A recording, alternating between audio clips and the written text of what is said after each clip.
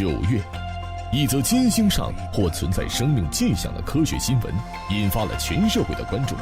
一支由 Jane Greaves 教授领衔的科学团队，在金星大气中首次探测到了磷化氢气体。这一发现表明，金星上可能存在未知的光化学或地球化学过程，甚至被认为是一种潜在的生命迹象。人类对地外生命的探索从未停止，而这次是否会给我们带来新的惊喜？ Let's welcome Professor Jane Greaves. Hello, I'm Professor Jane Greaves at Cardiff University. So I teach students here astronomy, and I also do research, which is mainly in astrobiology, the search for life in the universe, which is something that's really fascinated me for a long time. Part of that fascination is now working on Venus. My regular work is on the formation of planets outside the solar system, but I got interested in conditions inside the solar system, and most recently, Venus. So Venus here is our nearest neighbor planet, but it's really hostile today, and so we've not done much in the search for life there. We've concentrated a lot on Mars, sending rovers that can look around and examine, and we've looked at the atmosphere of Mars for signs of any life that might be there today. But Venus sounds like a crazy place to look for life. So we've sent a few probes. Some of the Soviet Venera probes made it down to the surface, and NASA's Pioneer probe looked at the atmosphere. But the pictures that were sent back, I mean, it looked terrible. So it's a baked out shell of a planet with very high atmospheric pressure, because the atmosphere is nearly all carbon dioxide these days, and that's just a greenhouse gas. That's pretty bad for life. But we think that in the past, Venus was probably a lot more hospitable, because in the past, billions of years ago, the sun was a bit less luminous, and so it would have been cooler on the surface of Venus, with a capability to have oceans, for example, and maybe life could have emerged there. But then as the sun slowly grew in brightness, things didn't get so good. That increased sunlight started to drive off the oceans. They evaporated, and the water got split into hydrogen and oxygen atoms that could freely escape. So all that nice water escaped from the atmosphere, leaving a baked out high pressure surface the way we see today, and really life couldn't survive there. I mean, the conditions were so hostile. We think even parts of the landers melted. Some of those heroic spacecraft got some signals back to us, like these photos we can look at, but they lasted only maybe an hour or so, and so it doesn't seem possible any organism could be on the surface. It's just too hot. But as conditions at the surface got terrible, we think conditions in the clouds maybe got a bit better, and it's cooler and wetter up there. So I've got kind of a diagram of the clouds as they are today, and the atmosphere of Venus is much higher than that of the Earth. So the bit that's interesting is maybe 50 to 60 kilometers up, and we've been able to measure that conditions there are kind of nice, temperatures up to 20 centigrade or so, and the pressure is a bit similar to the pressure at the surface of the Earth. In a sense, it's not hospitable at all. If you sent an astronaut to float around, they would find it terrible, because it's 90% sulfuric acid there, and it's incredibly windy. They would just be knocked sideways at speeds of hundreds of kilometers per hour. But we do think it might be a habitat for tiny organisms riding along in the clouds. And that's why, for example, there are these plans for these future balloons that could lower a payload into the clouds and tell us a lot more with modern information and technology about what's going on there. But why this interest in the clouds? This is because Earth, for example, has a tiny, what's called aerial biosphere, microorganisms, single cells maybe, floating along in the clouds. And on Earth, probably those come back to ground to get nutrients or rest or have a life cycle part of it, which is on the ground, for example. And they couldn't do that on Venus. If they landed, they would just fry. But we think that it's possible that similar microorganisms might be able to float along in the clouds of Venus and survive there, and actually today. And so we're really interested in looking at that as a possible habitat. So although this idea of an aerial biosphere on Venus has been around for, I think since the 1960s, it's not been much explored. And the atmosphere of Venus, a lot of it's really opaque, so the light just doesn't get out from the interesting layers. But I'm by background a radio astronomer, and I was looking at it a bit differently, because radio waves come through clouds and the atmosphere quite easily. So we knew that the middle atmosphere is quite opaque. It's a natural source of radio waves, but you'd just see a sort of blanket of radio waves, no interesting features. But I realized that if there are some molecules floating just above that layer in the upper clouds, they'd be able to absorb some of this radio light, and there'd be a giveaway that those molecules are there. So I've got a picture here showing these molecules, and we wanted to look for phosphine in particular, these molecules absorbing radio waves that come up from below. Those phosphine molecules would absorb at a very particular wavelength that we could fairly easily identify with radio telescopes. And what would be going on is these phosphine molecules, they have a quantum effect where they rotate, but they could only absorb certain amounts of energy, so they make a kind of a jump, almost like a record on a record player going to a different speed. So they take in an amount of energy at a very specific wavelength to enable them to do that. And so we thought, let's look for phosphine. And why phosphine? Because phosphine is a signature of biospheres on the Earth.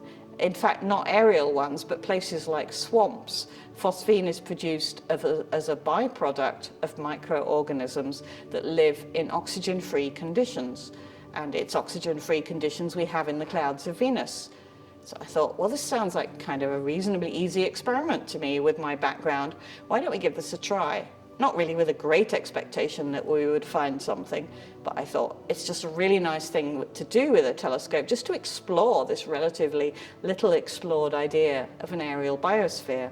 So I thought, let's use one of the radio telescopes I'm really familiar with. So what we've got in the picture here is the beautiful James Clerk Maxwell telescope, which is on a high mountain in the island of Hawaii.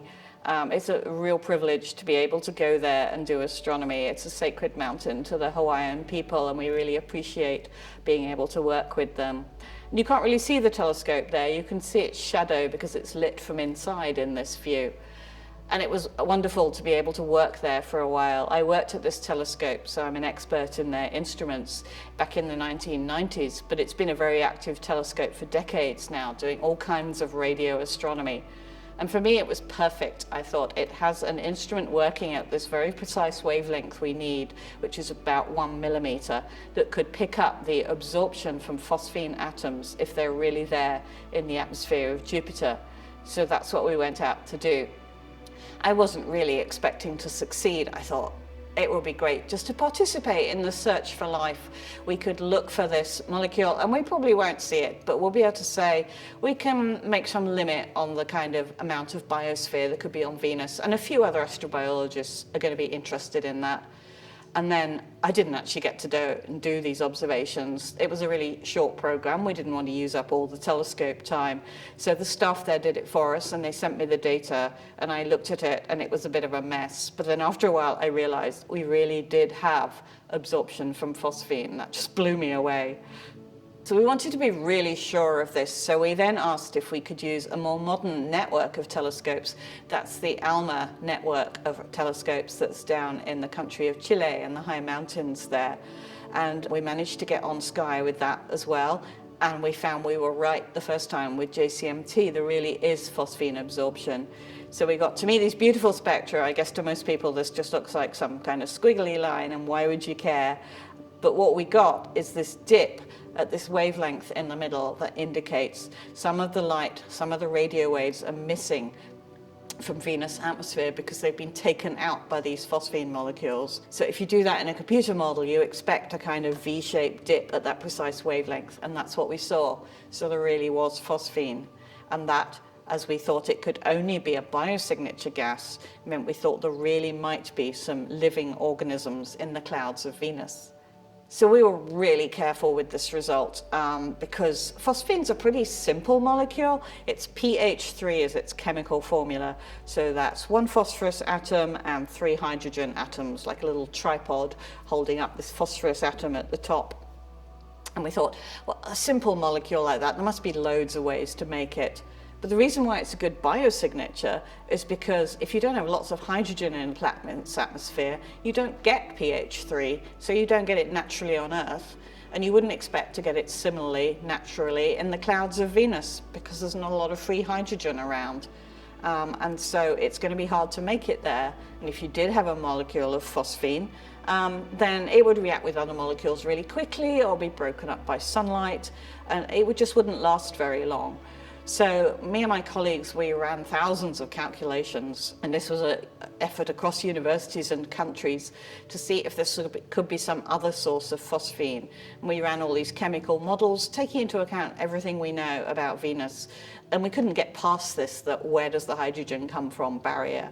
It's just not, you just don't have the energy balance to make phosphine. So then we thought, well, there must be some other way. What naturally produces phosphine in a spontaneous sense? And there's one or two things that work on Earth. So possibly there's phosphine gas that comes out in the plumes of volcanoes. And it's not entirely sure, but it's a possible source of this simple gas. So we went back and we looked at other people's results to say, could there be lots and lots of volcanoes on Venus?